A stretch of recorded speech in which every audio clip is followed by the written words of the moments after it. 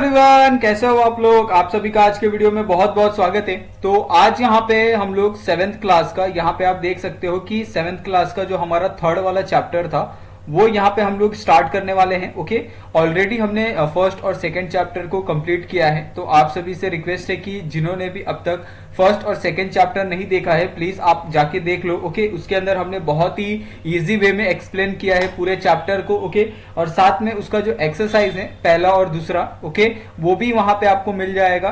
तो आपको दोनों तरीके से हेल्प होगा। अगर आपको क्वेश्चन आंसर चाहिए ओके पर्टिकुलर चैप्टर के, चाहे फर्स्ट हो या सेकंड हो, उन दोनों के भी आपको मिल जाएंगे। ओके, अभी यहाँ पे हम लोग बात करें कि जो हमारा थर्ड वाला चैप्टर है, तो थर्ड वाले चैप्टर में अगर आप देखोगे तो यहाँ पे हम लोग बेसिकली क्या देखने वाले हैं, properties of natural resources. Okay, तो सबसे पहले आप लोग ध्यान रखो कि आप लोग जब भी अगर आप चैप्टर स्टार्ट करते हो, ओके, तो मोस्ट इंपॉर्टेंट थिंग्स इज कि आपको चैप्टर के बारे में क्या पता है, आपको टाइटल देख के ये समझना है। ओके, अगर मैं यहाँ पे आपको टाइटल पढ़ने के लिए कहूं तो बहुत से लोगों को ये लगेगा कि हाँ प्रॉपर्टीज ऑफ नेचुरल रिसोर्सेज, लेकिन आपको अगर मैं पूछूं इसके ऊपर कि एक्चुअली में अगर आप सिर्फ टाइटल देख के अगर आपको एक्सप्लेन करने के लिए कहा जाए कि इस चैप्टर के अंदर क्या क्या चीजें हैं, तो आपको बहुत ज्यादा डिफिकल्टी होगी। ओके, तो यहाँ पे मैं बता दूं कि आप कोई भी अगर टाइटल पढ़ते हो तो सबसे पहले टाइटल वो ऐसा क्यों रखा गया है, ये सबसे पहले आपके दिमाग में एक क्वेश्चन आना चाहिए। ओके,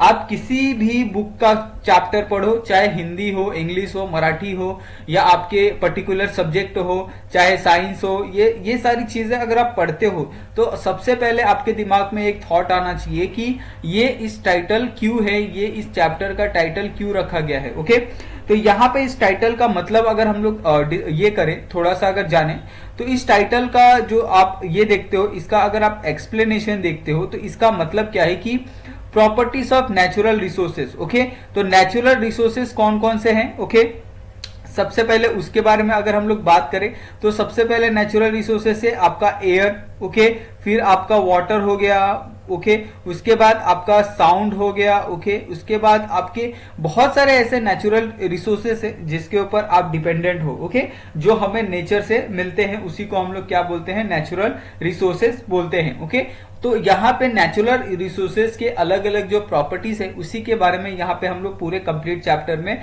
पढ़ने वाले हैं। इसके अलावा आप कोई भी चीज यहाँ पे नहीं पढ़ने वाले हो। ओके, जितने भी नेचुरल रिसोर्सेज है उनकी प्रॉपर्टीज को यहाँ पे हम लोग देखने वाले हैं। ओके, सबसे पहले यहाँ पे आपको क्वेश्चन पूछा गया है। ओके, कभी कभी क्या होता है कि ऐसे क्वेश्चन पूछने का एक मेन रीजन होता है कि आपके दिमाग में ऐसी क्या चीजें चल रही है, आपको इस चैप्टर को लेके उसके बारे में आपको एक थोड़ा सा एक आइडिया हो जाता है कि आपको इस चैप्टर से क्या क्या चीजें समझी है। ओके, तो यहाँ पे अगर आप देखो तो सबसे बेसिक सा क्वेश्चन पूछा है कि which are the gases present in air. तो एयर के अंदर कौन कौन से गैस प्रेजेंट होते हैं, आपका ऑक्सीजन होता है, ओके, आपका कार्बन डाइऑक्साइड होता है, ओके, CO2 कार्बन मोनोऑक्साइड होता है, बहुत सारे ऐसे नंबर ऑफ जो गैसेस है वो आपके एटमॉस्फेयर में प्रेजेंट होते हैं। तो आप इस बात का ध्यान रखें, एक पर्टिकुलर गैस जो आपको ऑक्सीजन पता है वो सिर्फ नहीं होता है, उसके अलावा भी ऑक्सीजन के साथ कार्बन डाइऑक्साइड होते हैं, कार्बन मोनोऑक्साइड होते हैं, कार्बन फ्लोरोकार्बन होते हैं। ओके, उसके बाद बहुत सारे ऐसे जो हार्मफुल गैसेस होते हैं वो भी यहाँ पे एटमॉस्फेयर में प्रेजेंट रहते हैं। Okay, why is air called a homogeneous mixture. तो होमोजेनस मिक्सचर क्यों कहा गया है एयर को, क्योंकि वो एक ही मिक्सचर का बना है, इसके लिए उसको होमोजेनस मिक्सचर कहा गया है। ओके, उसके बाद यहाँ पे आपको सेकेंड वाला यहाँ पे अगर आप क्वेश्चन देखो कि what are the uses of the various gases in air. तो हर एक गैस का यहाँ पे पर्टिकुलर यूज है। जैसे अगर आप ऑक्सीजन का ले लो तो ऑक्सीजन है हर लिविंग थिंग्स के लिए बहुत इंपॉर्टेंट है। कार्बन डाइऑक्साइड ले लो तो ये प्लांट के लिए बहुत ज्यादा इंपॉर्टेंट है। ओके, तो इस तरीके से हर एक गैस का यहाँ पे एक पर्टिकुलर ये होता है, यूजेस होता है, उसकी एक प्रॉपर्टी होती है जिसकी वजह से वो बहुत ज्यादा उसको वैल्यू दी जाती है। ओके, उसके बाद अगर हम लोग इस चैप्टर को रियली स्टार्ट करें तो सबसे पहले यहाँ पे हम लोग स्टडी करने वाले हैं प्रॉपर्टीज ऑफ एयर के बारे में। ओके, तो एयर की प्रॉपर्टीज क्या क्या होती है। तो सबसे पहले बहुत से बच्चों के दिमाग में एक क्वेश्चन तो हमेशा आता है कि क्या एयर का वेट होता है या नहीं होता है। ओके, तो एयर का वेट, तो एयर का वेट यहाँ पे सबसे पहले ये आपके दिमाग में आप क्लियर कर लो कि एयर का वेट होता है। ओके, अगर आप एयर का वेट करना चाहते हो, अगर सचमुच आप देखना चाहते हो, तो आप कैसे देख सकते हो एयर का वेट? आपके घर में जो गैस का सिलेंडर आता है, ओके, उसमें भी एयर होता है, लेकिन वो इतना ज्यादा कंप्रेस एयर होता है कि वो जब सिलेंडर के अंदर आता है तो वो फॉर्म हो जाता है लिक्विड के अंदर, ओके। लेकिन अगर आप जब नॉब खोलते हो आपके गैस का, तो आपको देखने के लिए मिलता है कि उसके अंदर से एक गैस बाहर निकलती है, ओके, और आपको उसकी स्मेल भी आती है, ओके। तो ये एक गैस होती है। तो आपको इससे एक आइडिया हो गया कि गैस का, एयर का क्या होता है, वेट होता है, ओके। अगर आप सिंपल सा एक ट्रिक भी कर सकते हो, यहाँ पे आप नीचे देखो, ओके। तो यहाँ पे अगर आप नीचे देखते हो कि एयर का एक्चुअली में वेट होता है या नहीं होता है, तो यहाँ पे आपको एक बहुत ही एक प्रैक्टिकल करके दिखाया है। आपको क्या करना है, सिंपली यहाँ पे दो बलून लेने हैं, ओके। यहाँ पे आपका ये बलून 1 है, ये आपका बलून 2 है। एक में आपने हवा नहीं भरी है, ओके, यहाँ पे एयर फिल नहीं किया है, लेकिन सेकेंड वाले में आपने क्या किया है, एयर फिल किया है, ओके। अब क्या करो, इसको एक सिंपल सा एक ये ले लो, पाइप ले लो, या फिर सिंपल सी एक डंडी ले लो, और दोनों एक डंडी को आप क्या करो, बीच में से एक प्रॉपर बैलेंस करके दोनों साइड से इक्वल इक्वल वेट करके उसमें एक थ्रेड बांधो, धागा बांधो, ओके। उसके बाद आप क्या करो, दोनों बलून को एक एक साइड बांध दो। आपको तुरंत आइडिया हो जाएगा कि जिसके अंदर एयर है उसकी तरफ जो भार है वो ज्यादा होगा एज कंपेयर टू जो आपका खाली वाला बलून है, ओके। तो ये एक बहुत ही सिंपल सा प्रैक्टिकल एग्जांपल है, जिसकी वजह से आपको बहुत अच्छे से समझ में आ गया होगा कि एक्चुअली में जो एयर होता है वो मिक्सचर ऑफ गैसेस तो होता ही है, लेकिन उसके साथ उसके अंदर उसका जो मास होता है, ओके, और वेट भी होता है, ओके। और ये सेम चीजें यहाँ पे आपको ये पूरे पैराग्राफ में आपको यहाँ पे एक्सप्लेन करके दी गई है कि like all other matter it has a mass, okay, it has a weight, okay, ये आपको पता है। उसके बाद अगर एयर की बात करें तो ये मिक्सचर ऑफ गैसेस होते हैं। इसके अंदर पर्टिकुलर एक गैस नहीं होता है, बल्कि बहुत सारे गैसेस है, वो आपको देखने के लिए मिलते हैं एक एयर के अंदर, ओके। तो ये एक सिंपल सा यहाँ पे छोटा सा डिस्क्रिप्शन था एयर के बारे में। उसके बाद यहाँ पे आपको देख लो कि यहाँ पे एक और आपको एक सिंपल से एग्जाम्पल दिया है, ओके। लेकिन ये एग्जाम्पल वेट और इसके थ्रू नहीं है, बल्कि ये वाला एग्जाम्पल आपको प्रेशर दिखाने के लिए बताया गया है कि एक्चुअली में एटमॉस्फेरिक प्रेशर यानी एयर की वजह से किस तरीके से फॉर्म होती है। तो यहाँ पे आप देखो कि एक इंजेक्शन लिया है, ओके। ये इंजेक्शन आपने अपने चाइल्डहुड में बहुत बार देखा होगा, ओके। इससे आप बहुत बार फेयर भी हुए होंगे। लेकिन यहाँ पे अगर आप देखो तो इस इंजेक्शन के अंदर कोई भी लीड नहीं है, तो आपको घबराने की जरूरत नहीं है, ओके। अगर आप इस इंजेक्शन से अगर आप हवा अंदर लेते हो, ओके, तो आसानी से हवा अंदर आ जाएगी, क्योंकि यहाँ पे जो इसका होल है वो ओपन है। लेकिन अगर आप सेकंड वाले में देखते हो, सेकंड वाले पे यहाँ पे क्या है, हमने थंब से क्या किया है, इसको क्लोज कर दिया है, ओके। तो अगर ये क्लोज है तो ऑफकोर्स अगर आप पिस्टन को यहाँ पे खींचोगे बाहर की तरफ, तो यहाँ से जो पिस्टन है वो बाहर नहीं आ पाएगी। ऐसा क्यों होता है? क्योंकि यहाँ पे एक प्रेशर जनरेट होता है, ओके। उसी को हम लोग बोलते हैं एटमॉस्फेरिक प्रेशर बोलते हैं, ओके। और ऐसा इसलिए होता है कि कोई भी अगर एक्सेस जो वे नहीं रहेगा उसको अंदर आने के लिए एयर को, तो वो अपने आप क्या करेगा, एक सिंपल से रास्ते को ब्लॉक अगर आपने कर दिया तो वहां से वो एक प्रेशर अप्लाई करेगा आपके हैंड के ऊपर, ओके। तो इसी को हम लोग एटमॉस्फेरिक प्रेशर बोलते हैं in the same in all the direction, okay. और ये सारे डायरेक्शन में क्या होता है, सेम होता है। इसके अंदर आपको कोई भी चेंजेस देखने के लिए नहीं मिलते, ओके। तो यहाँ पे जो भी आपको ब्लैक और बोल्ड लाइन में आपको जो हेडलाइन दी होती है, आप उनको पढ़ना ना भूलें, क्योंकि ऐसे सब हेडलाइन क्या होती है, बहुत इंपॉर्टेंट होती है, और इसके ऊपर आपको 1-2 मार्क्स के जो क्वेश्चन है आपके एग्जाम में पूछे जा सकते हैं, ओके। तो यहां तक आप सभी को बहुत अच्छे से समझ में आ गया होगा। उसके बाद यहाँ पे आप देखो कि फाइंड आउट, यहाँ पे is there any atmospheric pressure on the moon, okay. तो आपको पता है मून के ऊपर कोई भी ग्रेविटी नहीं होती, और ग्रेविटी बहुत मेन फैक्टर करता है किसी भी प्रेशर के लिए। अगर ग्रेविटी आपकी 0 है कहीं पे, ओके, न्यूटन पर मीटर स्क्वायर में, तो ऑफकोर्स वहां पे आपको किसी भी तरह का जो प्रेशर है वो आपको देखने के लिए नहीं मिलेगा। तो यहाँ पे आएगा कि नील प्रेशर आएगा, ओके। तो आप इस बात को क्या करें, ध्यान रखें कि मून के ऊपर आपको कोई भी एटमॉस्फेरिक प्रेशर नहीं देखने को मिलता है, ओके।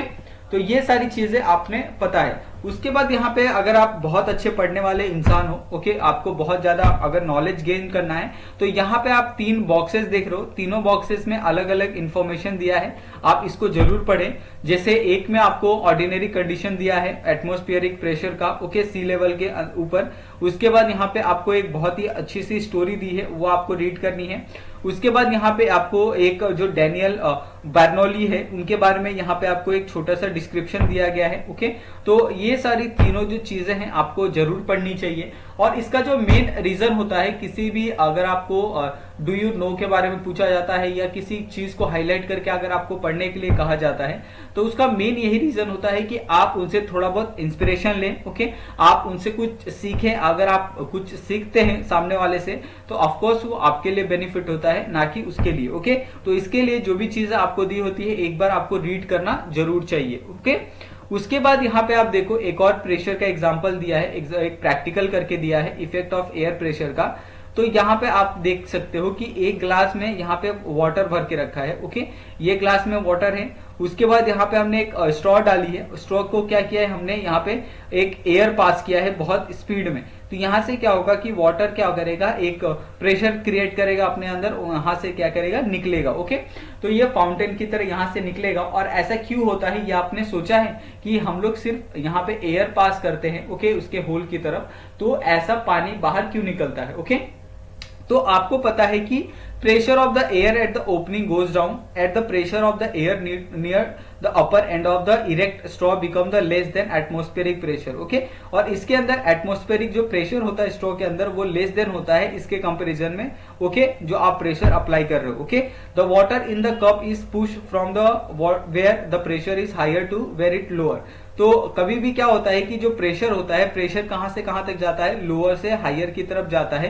तो यहाँ पे तो प्रेशर आपका बहुत लो है, ओके, तो ये हाई में जाएगा और हाई का प्रेशर यहाँ पे क्या है, ज्यादा है। तो इसकी वजह से ये एज अ फाउंटेन यहाँ से क्या करेगा, बाहर निकलेगा, ओके। तो ये एक बहुत ही सिंपल सा एक्सपेरिमेंट है जो आप अपने घर पे भी कर सकते हो। आपको सिर्फ क्या लिखना है, एक ग्लास में पानी लेना है, उसके अंदर आपको एक स्ट्रॉ डालनी है और दूसरे स्ट्रॉ से आपको क्या करना है, वहां पे फूंक मारना है। तो आप देखोगे कि वहां से जो पानी है वो के स्ट्रॉ से, वो पहली स्ट्रॉ से वहां से निकलना स्टार्ट हो जाता है, ओके। तो ये भी एक प्रेशर का ही फिनोमिना है, तो आपको इसको ध्यान रखना है, ओके। उसके बाद यहाँ पे आपको एक जो अपना ब्रेन पावर है उसको यूज करने के लिए कहा है। तो आई होप आप सभी के पास तो ये वाली चीज तो बहुत होगी, ओके, आपके पास कमाल की होगी। तो इसके लिए आप अपने उस कमाल की चीज का इस्तेमाल करें और आपको यहाँ पे इसका एक आंसर बताना है कि what is the effect of increase temperature on the pressure of air. तो अगर आप क्या करते हो, टेम्परेचर बढ़ाते हो on the pressure of air में, तो क्या इफेक्ट होगा ये आपको बताना है with the help of your सबसे मोस्ट इंपॉर्टेंट थिंग, आपका ब्रेन, ओके, इसकी मदद से, ओके। तो यहाँ पे आपको उसका आंसर भी दे दिया गया है, ओके। बहुत से लोगों को अगर कोई कंफ्यूजन होगा तो यहाँ से आप पढ़ सकते हो कि started flowing from the face of higher pressure to the face of lower pressure at such time we feel a breeze और the wind blowing, thus the wind are and the effect of the difference in the air, and we will learn more about this in the lesson called the wind, okay। तो आप देख सकते हो wind के अंदर आपको ये बहुत ज्यादा जानकारी मिलेगी और इसके लिए यहाँ पे कहा गया है कि आप बहुत सारी चीजें हैं। जैसे यहाँ पे आप देख सकते हो कि अगर आपने टेम्परेचर और प्रेशर एक साथ इंक्रीज किया तो क्या फैक्टर होगा, ओके। उसके बाद यहाँ पे आपको एक और दिया है कि अगर आप water droplets collected outside the glass, तो यहाँ पे एक बहुत ही कॉमन सा एग्जांपल है। अगर आप क्या करते हो, यहाँ पे आपके पास एक ग्लास है, ओके, ग्लास खाली है। अभी आप एज्यूम करो जैसे मेरे पास एक ग्लास है, ठीक है, ये मैं क्या करता हूँ, यहाँ से एक ग्लास ले लेता हूँ, ओके। ये मैंने ग्लास लिया, लेकिन ये ग्लास क्या है, एम्प्टी है, ओके। अभी इस ग्लास के अंदर मैं क्या करूंगा, आइस डालूंगा। तो ग्लास के अंदर जब आइस डालूंगा तो क्या हो जाएगा, यहाँ पे आइस आ जाएगा, ओके, इस तरीके से। ये आप समझ गए, ओके। अभी यहाँ पे अगर आप कभी देखते हो, अगर आपने आइस डाला तो इसके बाहर पे आपको छोटे छोटे जो ड्रॉपलेट्स है वो आपको देखने के लिए मिलते हैं। ऐसा क्यों होता है, क्योंकि आपको पता है एटमॉस्फेयर के अंदर आप ये देखने के लिए मिलता है, मॉइस्चर देखने के लिए मिलता है, ओके। और अगर मॉइस्चर एटमॉस्फेयर के अंदर है तो मॉइस्चर क्या होता है, फॉर्म ऑफ वाटर होता है। तो मॉइस्चर जब क्या होता है, इस ग्लास के आउटर वॉल्स पे जब क्या हो जाते हैं, चिपक जाते हैं।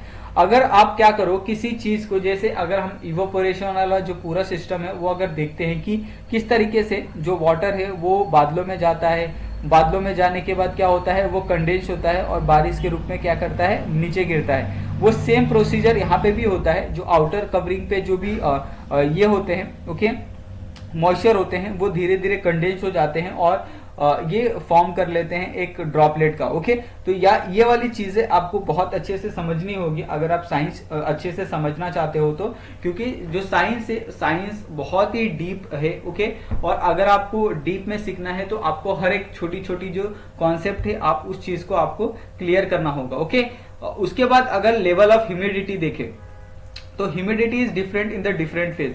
और अगर आप डिफरेंट जो फेजेस हैं, अगर आप डिफरेंट डिफरेंट फेजेस में जाओगे तो आपको ह्यूमिडिटी भी आपको अलग अलग दिखेगी। साथ में अगर टाइम टू टाइम भी अगर आप चेंज करते हो सिंगल डे में, तो भी आपको जो ह्यूमिडिटी है वो अल्सो क्या होगी, चेंज होगी। ओके, तो इस बात को ध्यान रखना कि आपका टेम्परेचर अगर चेंज होता है तो आपकी जो ह्यूमिडिटी है, प्रेशर है, वो भी आपका डेफिनेटली चेंज होगा और ये क्या करेंगे, एक दूसरे के डायरेक्टली प्रोपोर्शनल होते हैं। ओके, उसके बाद यहाँ पे आपको एक छोटा सा पैसेज दिया है कि the level of humidity of air is determined by the capacity of hold water vapour during the night और eight dawn where the temperature of air is low, the capacity to hold the vapor is less. At such time the excess vapor is transmitted. Okay, तो ये एक बहुत ही simple सा ये एक paragraph दिया है जो इंपॉर्टेंट पैराग्राफ है, तो आपको इसको रीड जरूर करना चाहिए। ओके, अगर आप यहाँ पे देखो, अगर आप आफ्टरनून में बात करते हो, आफ्टरनून यानी दोपहर को 12 बजे के बाद the temperature of air is high. Okay, आप ये भी मानते हो कि दोपहर में जो टेम्परेचर होता है वो बहुत हाई होता है। The capacity of air to hold the moisture also increases. Okay, तो ये भी आप जानते हो कि जितना ज्यादा अगर आपको हीट मिले उतना ज्यादा क्या होता है कि आपके अंदर मतलब आपके आसपास क्या होती है, उतना ज्यादा जो मॉइस्चर है वो मिलता है। ओके, उसके बाद compare to its full capacity of hold water. Okay, and this proportion of moisture in the air is less than and we feel the air is dry. तो इस तरीके से आप आसानी से एक जो छोटा सा एक एक्सपेरिमेंटल डाटा है वो आप कलेक्ट कर सकते हैं इस एक्सपेरिमेंट को परफॉर्म करके। ओके, उसके बाद यहाँ पे आपको एक और इंपॉर्टेंट नोट दिया है कि on the preparation of water vapour in the air at the high during the monsoon and in coastal area as a result we feel the dampness और ह्यूमिडिटी। ओके, तो आपने कभी सोचा है कि आपको ह्यूमिडिटी क्यों फील होती है? ह्यूमिडिटी का मतलब होता है कि आप अगर कहीं बाहर जाते हो तो बहुत जल्दी आपको पसीने आ जाते हैं। ओके, आपका जो पूरा शरीर है बहुत जल्दी गिल्ला हो जाता है। तो ऐसा क्यों होता है? ऐसा होता है ह्यूमिडिटी के कारण।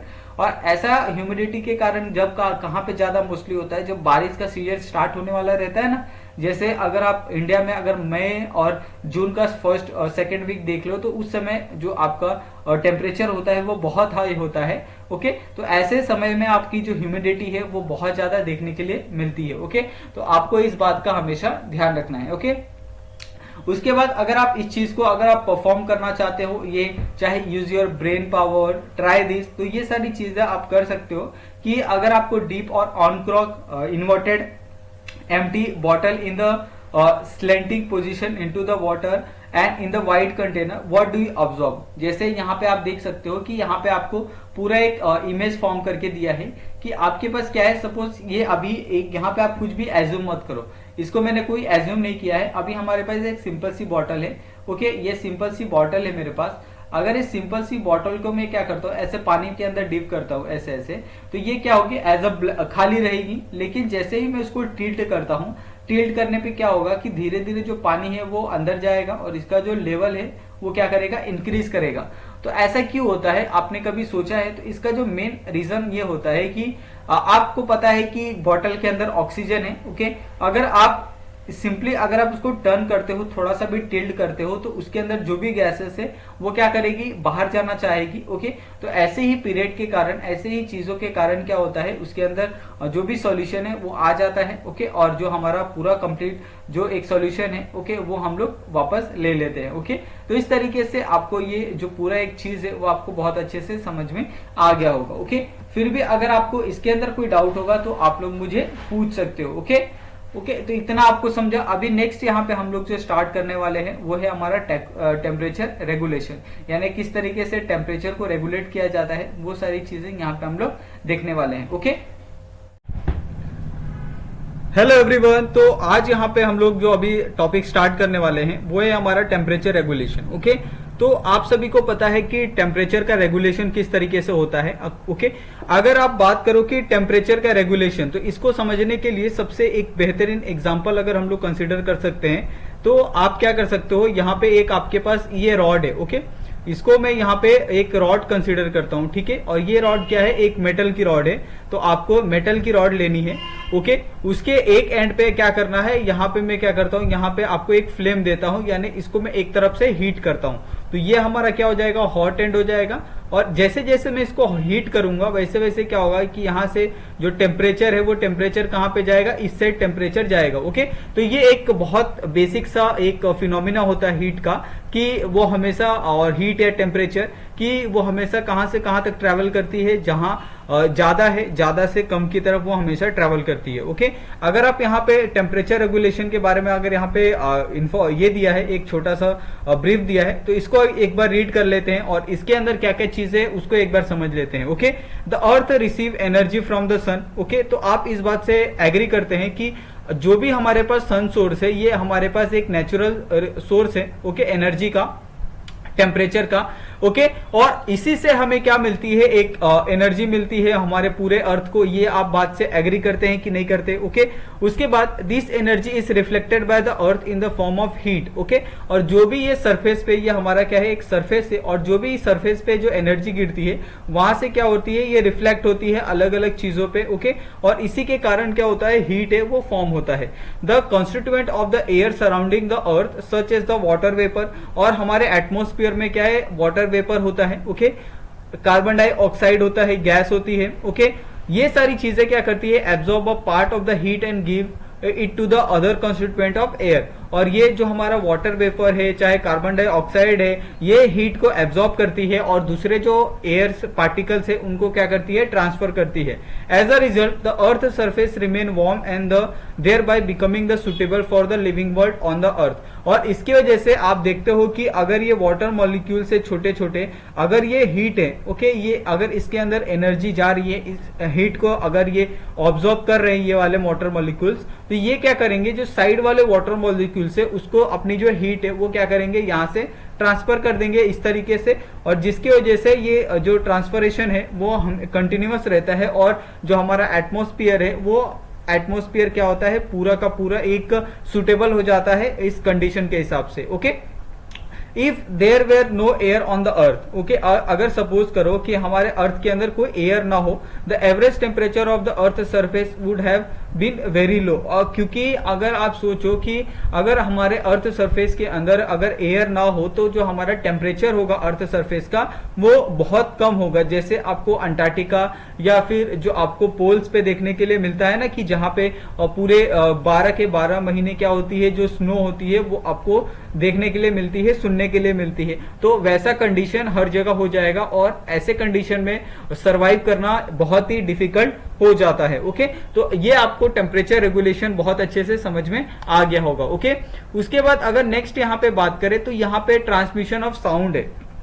ठीक है, तो ट्रांसमिशन ऑफ साउंड ये भी एक बहुत ही कमाल का टॉपिक है बच्चे लोग। ट्रांसमिशन ऑफ साउंड, तो यानी साउंड का किस तरीके से ट्रांसमिशन होता है, साउंड कैसे एक जगह से दूसरे जगह ट्रेवल करती है। तो सबसे पहले हम लोग बात करें कि साउंड होता क्या है, तो ये एक वेव होता है। ओके, वेव आपको पता है कि वेव किस तरीके से ट्रेवल करती है। ओके, तो वेव ट्रेवल करती है जैसे हवा ट्रेवल करती है। ओके, अगर आप कहीं कुछ बोलते हो तो आप कहीं एक कुछ दूरी तक आपको उसकी आवाज सुनाई देती है, लेकिन आफ्टर सर्टेन लिमिट वो आपको आवाज सुनाई नहीं देती है। ओके, जैसे अगर आपने एक सपोज आप क्या कर रहे हो, यहाँ पे आप, ये हमारे पास एक बिल्डिंग है। ओके, ये बिल्डिंग में आपको अलग अलग फ्लोर है और यहाँ पे आप क्या क्या खड़े हो नीचे, ओके, ग्राउंड फ्लोर पे। अगर आप यहाँ से आवाज लगाते हो तो आपको पता है कि आवाज जो फर्स्ट फ्लोर है वहां पे ज्यादा सुनाई देगी, सेकंड फ्लोर पे थोड़ी सी कम हो जाएगी, थर्ड फ्लोर पे और कम हो जाएगी, फोर्थ फ्लोर पे और कम, और कुछ ऐसी लिमिट होगी कि उसके बाद जो आवाज है वो ऊपर नहीं जाएगी।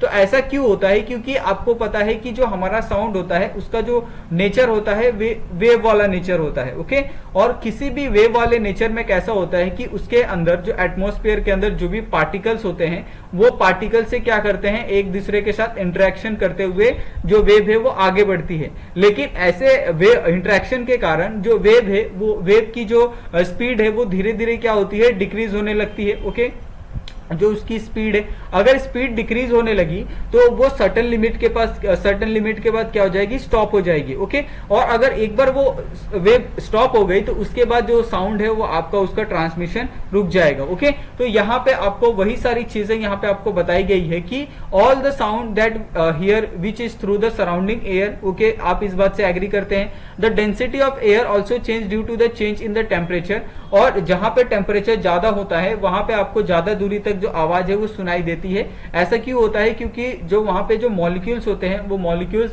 बहुत ज्यादा रैपिड होते हैं जहां पे टेम्परेचर ज्यादा होता है। Okay, in winter the density of air is increases, और आपको पता है जो आपका विंटर सीजन होता है जिसके अंदर जो डेंसिटी होती है वो बहुत ज्यादा इंक्रीज हो जाती है। इसके लिए आप कभी कुछ बोलते हो, जैसे अगर आप गांव में देखते हो, चाहे नॉर्थ एरिया में अगर आप जाओगे नॉर्थ इंडिया में, तो वहां पे आपको फॉग देखने के लिए मिलता है। ओके, फॉग एरिया पूरा देखने के लिए मिलता है, जिस फॉगी एरिया में अगर आप किसी को बुलाते हो कुछ सर्टेन लिमिट्स के बाद, तो वो उसकी आवाज उस पर्टिकुलर पर्सन तक वो नहीं जा पाती है। ओके, लेकिन अगर आप वही समर के दिनों में वही सेम चीज अगर करो, तो समर में क्या होता है कि जो एयर डेंसिटी होती है वो बहुत कम होती है, इसके कारण वो आसानी से उस पर्सन तक जो आवाज है वो आसानी से चली जाती है। Okay, we can hear the whistle of the distance train clearly early in the morning in the winter. Okay, और air is useful as the medium for the transmission of sound. तो आपको पता है कि ये एक सबसे बेहतरीन एग्जांपल है ट्रांसमिशन ऑफ साउंड का। अगर आप मुंबई साइड में रहते हो तो आपको पता है कि आपके मुंबई के साइड में क्या है, जो आपकी पूरी मुंबई है वो किससे पूरी तरह से बीच से घिरी हुई है। ओके, जब यहाँ से जो वेव है वो वेव इस तरीके से आती है। ओके, वेव का किस तरीके से, इस तरीके से वेव आपकी आती है। ओके, और इसी तरीके से जो आपका एयर है वो भी आता है। ओके, और एयर में अगर आप यहाँ पे कोई पर्सन बीच के किनारे खड़ा है, ओके, और सपोज यहाँ पे एक सम डिस्टेंस अमाउंट पे, जैसे हमारा एक ये है व्यक्ति यहाँ पे खड़ा है। ओके, लेकिन ये बियॉन्ड द लिमिट है। ओके, जैसे हमारा अगर नॉर्मल अगर हमें साउंड किसी तक पहुंचानी है तो ये नॉर्मल साउंड का है एक लिमिट तक पहुंचती है, और ये जो पर्सन खड़ा है, जो पर्सन है जिसको हम लोग आवाज दे रहे हैं बीच से, वो बियॉन्ड द लिमिट है। लेकिन जो हवा है, हवा की जो डायरेक्शन है वो इस तरफ होने के कारण अगर कोई पर्सन यहाँ से अगर इस व्यक्ति को अगर वो चिल्लाता है, बुलाता है, तो वो जो आवाज है यहाँ तक इस पर्सन तक पहुंच जाती है।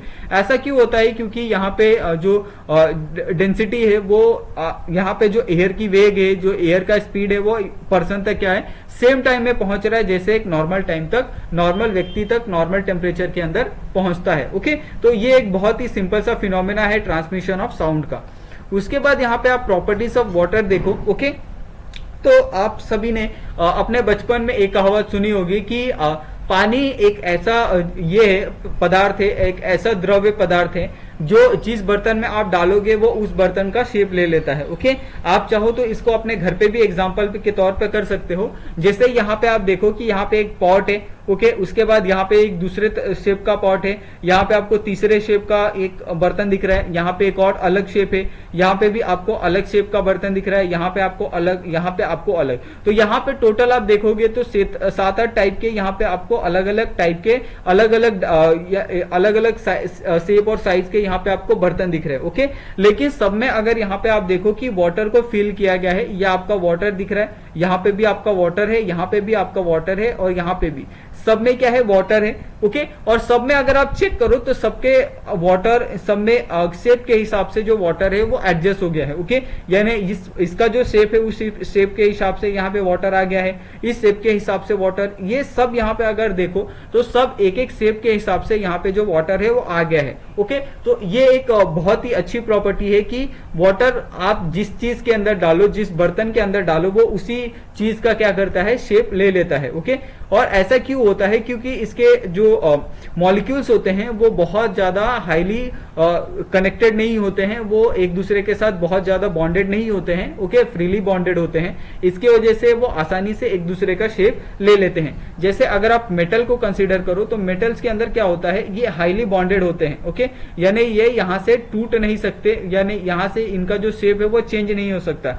लेकिन अब वाटर में कैसा होता है, ये एक पर्टिकुलर डिस्टेंस के ऊपर होते हैं, जो आपके मॉलिक्यूल्स होते हैं ना, वो ऐसे ऐसे होते हैं, यानी ये आसानी से क्या कर सकते हैं, अपने आप को बेंड कर सकते हैं, अपने आप को दूसरे एक शेप में डाल सकते हैं। ओके, लेकिन अगर आप अगर इसको फ्रीजर में रख दो, ओके, जैसे आप फ्रिज के अंदर किसी आइस ट्रे के अंदर आप पानी को डाल के रखते हो, तो वो उस आइस ट्रे का क्या करता है, एक शेप ले लेता है। ओके, तो वो क्या होते हैं, जब आपको आइस बनता है तब क्या होते हैं कि जितने भी वाटर मॉलिक्यूल्स होते हैं वो एक दूसरे के साथ एयर के साथ मिलके वो क्या करते हैं, टाइटली बॉन्ड बनाते हैं, और जिसके कारण वो क्या होता है कि एयर के साथ जब बॉन्ड बनाते हैं तो आसानी से वो ब्रेक नहीं होता है जब तक कि उसका आप टेम्परेचर इंक्रीज ना करो। ओके, अगर आप इसका हम लोग टेम्परेचर इंक्रीज कर दे इस आइस का, ओके, तो आइस का अगर टेम्परेचर हम लोग इंक्रीज कर दे तो वो आसानी से क्या होगा कि जो उसके वाटर मॉलिक्यूल्स है वो फिर पहले के नॉर्मल शेप में आ जाएंगे। Okay,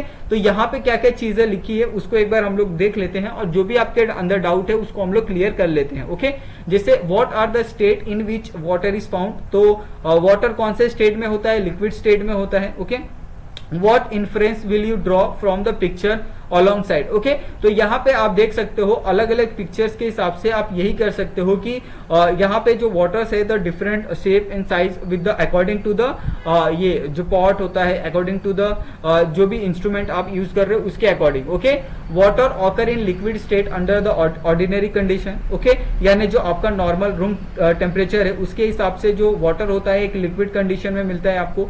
Water is a fluid substance. Water does not have its own shape but have the volume. Okay, यानी उसका खुद का शेप नहीं होता है लेकिन वॉल्यूम होता है। 1 लीटर अगर आप किसी बर्तन में ले और वही सेम चीज अगर आप किसी दूसरे सब्सटेंस में ट्रांसफर करें, ओके, किसी दूसरे शेप वाले बर्तन में ट्रांसफर करें तो उसकी जो वॉल्यूम है वो वॉल्यूम क्या होगी, सेम होगी। Okay, it can pass through the small holes और the ship through the very small gap और द क्रेक। ओके, और ये भी यहाँ पे आप देख सकते हैं इस एग्जाम्पल के अंदर कि यहाँ पे आप एक छोटे से होल से भी ये क्या कर रहा है, पूरी तरीके से पास हो रहा है। ओके, उसके बाद और pouring water is the oil clean dish, water does not spread but form small round drops, why does it happen. Okay, तो आपको पता है कि अगर आप देखते हो कि अगर आप किसी वाटर के ऊपर अगर आप ऑयल को डाल दो, ओके, जैसे अगर आपने देखा होगा कि घर के अगर आप घर में कभी इस्तेमाल होने वाला ऑयल देखोगे तो उस ऑयल के ऊपर कभी आप वाटर ड्रॉपलेट्स डाल के देखो तो वाटर ड्रॉपलेट्स क्या जो ऑयल ड्रॉपलेट्स होते हैं वो पानी के ऊपर ही रह जाते हैं। ओके,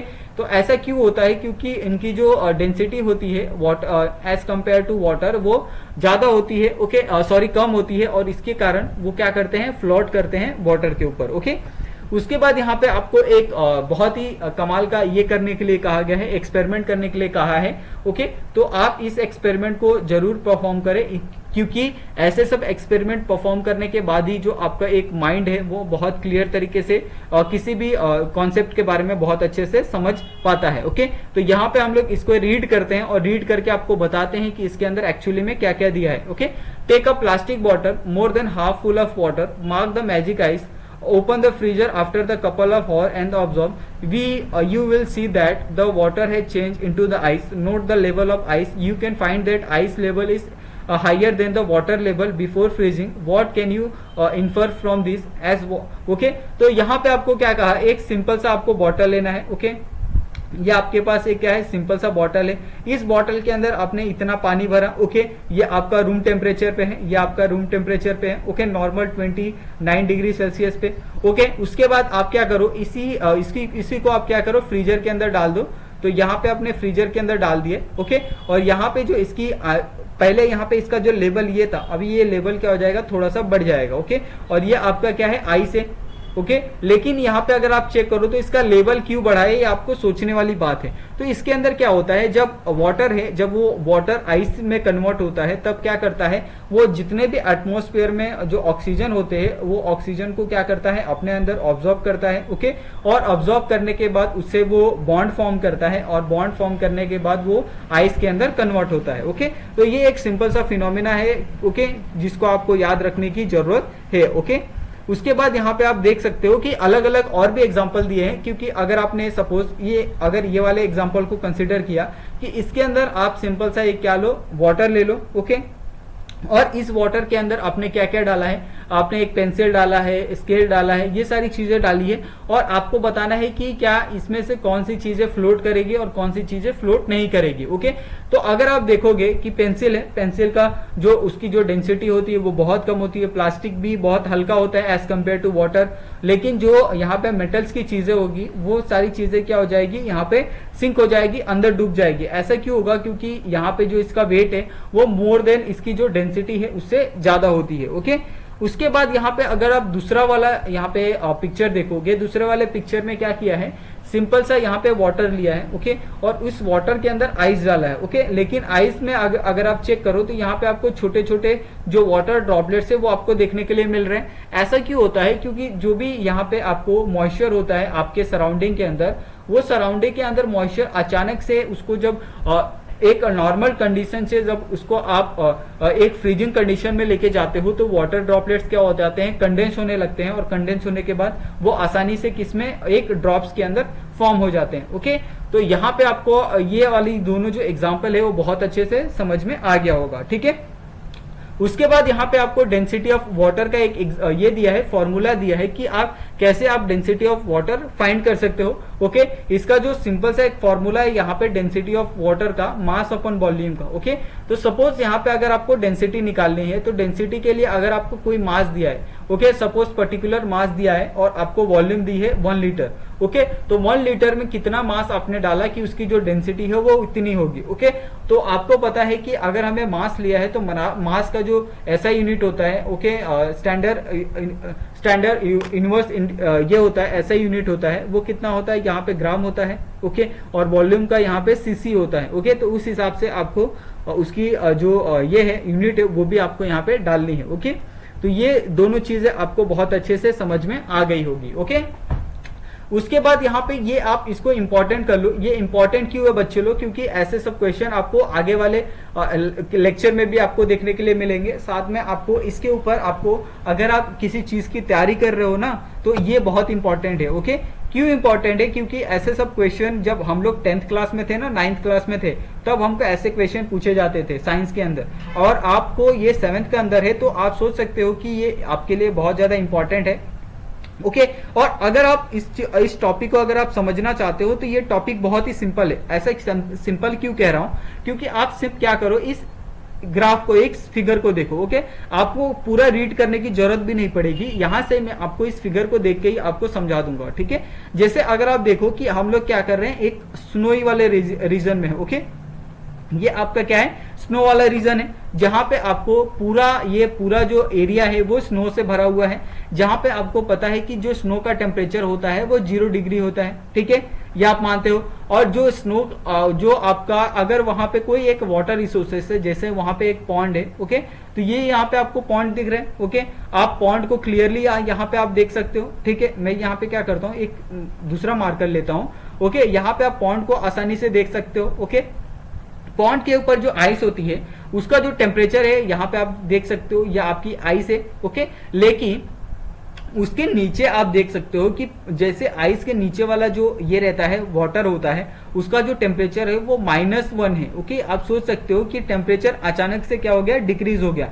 लेकिन आप जैसे जैसे वाटर लेवल के अंदर जाते हो वैसे वैसे जो टेम्परेचर है वो बढ़ते जाता है, कहां तक, अप टू 4 डिग्री सेल्सियस तक। ओके, और इसी चीज को हम लोग क्या बोलते हैं, anomalous behaviour of water. Okay, और ये एनोमलस बिहेवियर ऑफ वाटर आपको हर एक वाटर रिसोर्सेज में देखने के लिए मिलेगा, चाहे आपका पॉन्ड हो, चाहे आपका सी हो। ओके, ये सभी के अंदर आपको देखने के लिए मिलेगा, चाहे आपका रिवर हो। ओके, जब आप किसी ऐसे वाटर रिसोर्सेज के अंदर अगर आप जाते हो तो वहां पे अगर आप देखोगे नीचे का टेम्परेचर, वो नीचे का टेम्परेचर हमेशा 4 डिग्री सेल्सियस ही रहता है। ओके, वो 4 डिग्री सेल्सियस के ऊपर नहीं जाता है, ना ही वो बिलो आता है। और ऐसे टेम्परेचर में ही जो भी फिश होती हैं, ओके, या जो भी एनिमल्स होते हैं, एक्वेटिक एनिमल, वो वहां पे रहना ज्यादा पसंद करते हैं एज कंपेयर टू आपके जो उसका सरफेस एरिया है वहां पे रहने के बजाय। ओके, तो ये एक सुटेबल टेम्परेचर होता है किसी भी क्रिएचर के लिए जो